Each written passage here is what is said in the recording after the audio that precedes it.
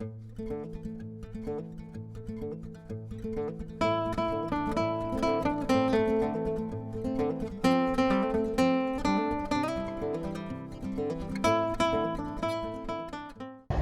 folks, and welcome to this episode of Michael's Backyard Marina.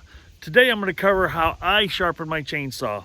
Now this might not be the way everybody does it. There's a lot of people out there that use chainsaws for a living that has probably a better, different, other way of doing it. If you got any feedback like that, I'm fine with it, but don't tell me how to change what I'm doing, because I've been doing this for close to 30 years this way. It's worked and been successful for me for 30 years. So I want to share with you what I do. You can use it, you can lose it, doesn't matter to me. But if you've ever done any chainsawing in your life or any amount of chainsawing, you will hit a rock, you will put your tip of your chain into the dirt, and you will dull a practically brand new blade like I just did.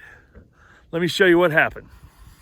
Myself, I had dragged some logs up out of the woods, up on this concrete slab I've got sitting outside, and I was gonna cut through the logs. I was being very careful, and I did not realize the raised lip over here, it's hard to see it here, raised lip over here, I didn't know that I was up against, and sure enough, what did I do? Take my practically brand new chainsaw chain, and I dulled the living snot out of it. I'm gonna show you how well it doesn't cut right now.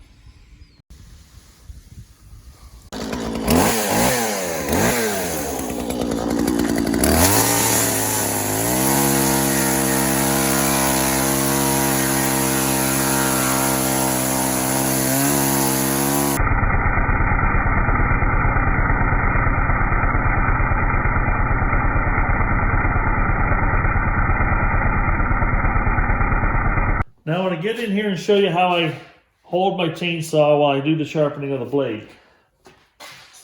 What I do, I've got my vise on a portable, it's like a brake drum stand, and I've got the bar clamped in here securely so it can't move. The other thing I do next is I loosen up the adjustment on the bar and I tighten it up so that the chain is tight to the bar. There's not a lot of extra play there. I have to pull pretty hard to get that to do that. I do that just for sharpening. Then you have to readjust it back to normal before you start cutting with it. Don't forget to do that or you'll smoke your bar. Reason I have that held tight like that, it holds my chain pretty steady so I can do the work on it I need to do. Now, with that being said, bar is tight in the vise. The chain is tight on the bar. I'm going to show you what I do to grind it. All right. Now you can find these sharpening stones at your hardware stores, your Home Depots, your different places like that. Any place that sells chainsaws will sell stones like this. You got to find the stone that fits the cutting edge of your chainsaw chain. And what we'll do, so this one here fits. What I'm going to do, I'm going to show you on one, then we'll high speed through the rest. But you want to be able to work this thing. You're going to get it in here, and you're going to work the full length of the stone, light pressure in this direction, little light pressure upwards, not much, but it'll hook right in there and hold that stone for you, and you just work it back and forth, and you'll bring that edge back. Right now, this one's dull, this one's sharp, this one's dull. I want to show you how quick it happens.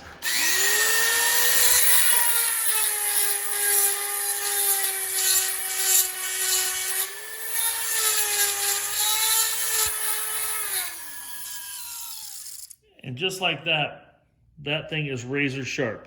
Now, the other thing you want to do is make sure you're matching the angle. You don't want to be sitting like this, and you don't want to be sitting like this when you sharpen it. You want to match the original grind angle that is here. You want to get in there.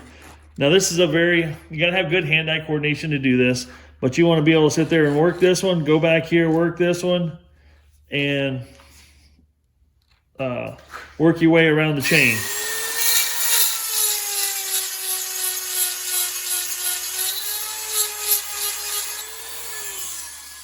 Just like that. And don't build too much heat up in it. You should be able to lay your finger on it when you're done. If it's too hot, now it's going to be sharp, so be careful, don't cut it yourself. But if you get it too hot, you can take the temper out of the chain, which won't hold an edge as good. So now I'm going to go around and do the rest of them.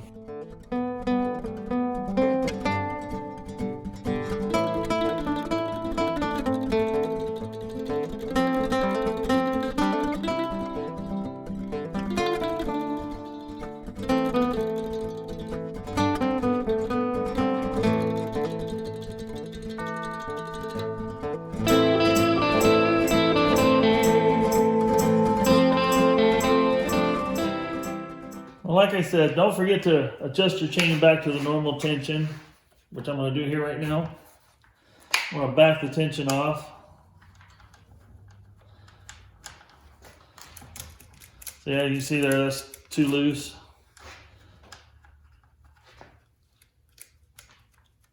That feels about right.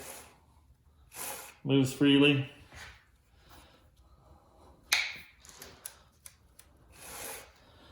We'll go with that right there. We'll lock it down. Now let's go see how good it cuts. Now right here is where I made that first cut in the first video. I'm gonna do a cut right next to it, same wood. You're gonna see how much faster it goes into the wood and how much larger the chips are that are coming out.